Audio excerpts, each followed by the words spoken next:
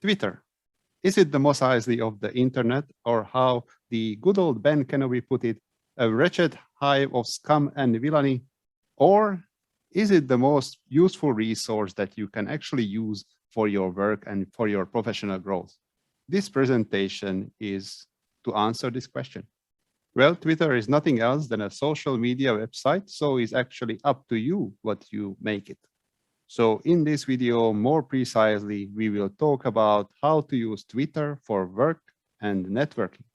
If we want to be very specific about Twitter, is nothing else than just a set of algorithms that caters to your needs, or more precisely, caters to the needs of the shareholders. So they just generate more and more revenue by keeping you on the website as much as possible. And because we want to use Twitter for work-related activities, we have to find a way to trick the algorithm into filtering content that is actually useful for you and for your professional growth. This is a bit tricky, comes with some sacrifices, but it is indeed possible and useful. So how to achieve this? What you actually need is a lot of self-restraint and a lot of self-control. So let me explain a bit more detail. Well, is it quite normal to have a range of activities? You know, everybody is interested in many things. Well, hobbies, sports, you know, sometimes we have discussion on politics, on current social issues. Also, we are interested in our work, seeing family pictures, funny videos, and so on. So there is a range of things that we can check out on social media, and in that case, also Twitter. But with all of this, there is inevitably a problem. And that is, if you look at all of this and are checking out all these different types of content all the time, you will also spend a lot of time on a non-work related topics. And because Twitter has a very clever algorithm, it will surely notice that you spend more time on non-work related stuff and will send you more of the same. And in a course of a few sessions, you will completely divert from the original work-related focus.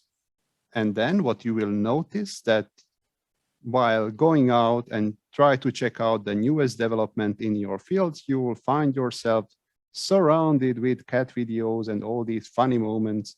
And perhaps, or quite likely, you will have a good time. But again, the focus from the work-related content is far, far away.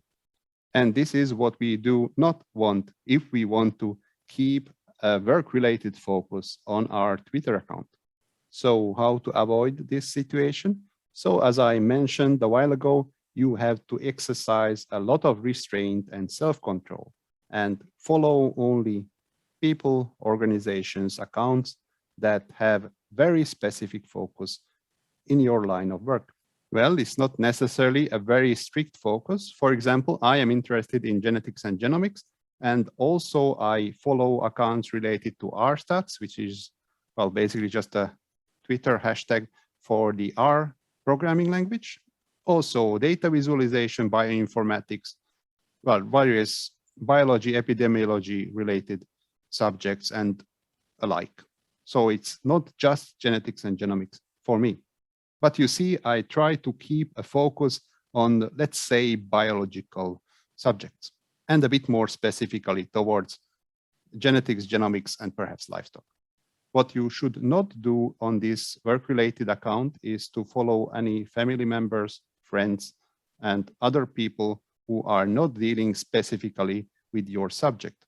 This is because if you follow any of these accounts, then the posts from them will also pop up in your feed, and this is what you don't want. You want your feed to be work-focused, so you see nothing else, and the algorithms thinks that this is your only interest, and therefore it will cater you the newest posts and the most interesting posts from these fields.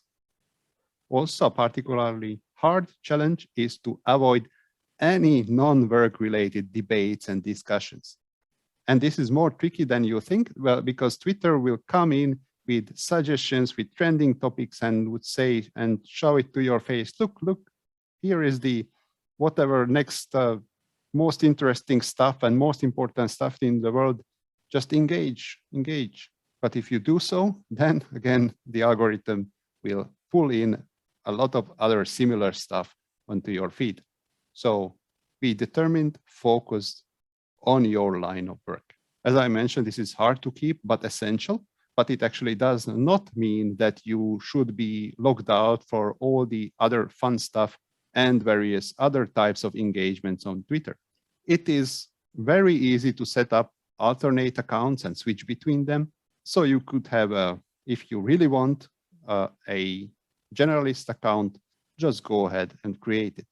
And actually, after a short time, you will see what type of content is filtered and coming up on that generalist account and the one that is strictly work focused.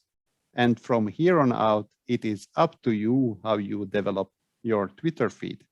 I intentionally kept this description very general in terms of topics while I mentioned mine, but the same approach works for absolutely anything.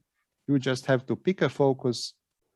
It might be work, it might be a hobby, or it might be any other specific topic that you want to specialize in. And if you follow this approach, then you will have a Twitter feed that filters you all the newest and most exciting stuff that is happening all around the world. And this is actually a great value and a great benefit for your professional growth. So go out there, connect with people, and explore ideas. I found a really good ebook, which is called Twitter for R Programmers, and it is reachable on the t4rstats.com. So you can check it out, and I really, really suggest to do so. Because yes, it is about rstats, and it is about, well, basically rstats Twitter, but it has a lot of general information that you can very easily generalize for your line of work as well. And of course, if you are in any way connected to genetics, genomics, biology, or other related subjects, and this is why you're watching this channel, rstats and data visualization, which is extensively discussed in this Twitter for R Programmers book, it is really useful for you right away. I also made a short video about this book, so you should see the link to this video on the top right side of this screen right now, or I also put it in the description below. So check that video out and especially check out the book because it's really, really worth it. Of course, I am on Twitter, so follow me there on @GaborM_ABG. For today, I thank you for your time and have a really nice day.